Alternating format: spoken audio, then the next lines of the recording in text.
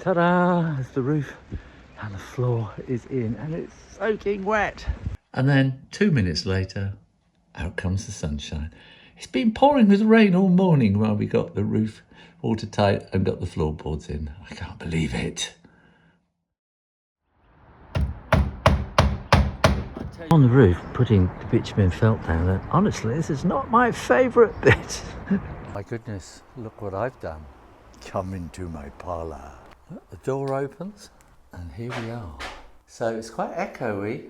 I'll have a carpet on the floor. I'm wondering whether I might have to get some acoustic tiles on the ceiling or something like that, just to deaden the sound a bit. And the floor needs screwing down.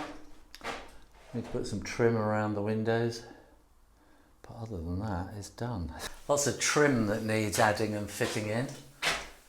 And it's going to need painting, all sorts of stuff, but I feel I can start thinking about moving in and moving on. Thanks for watching these videos. Maybe we can start doing something a bit more exciting now.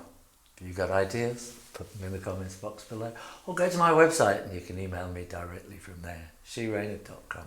Thanks for watching. See you next time. You take care now. Bye bye.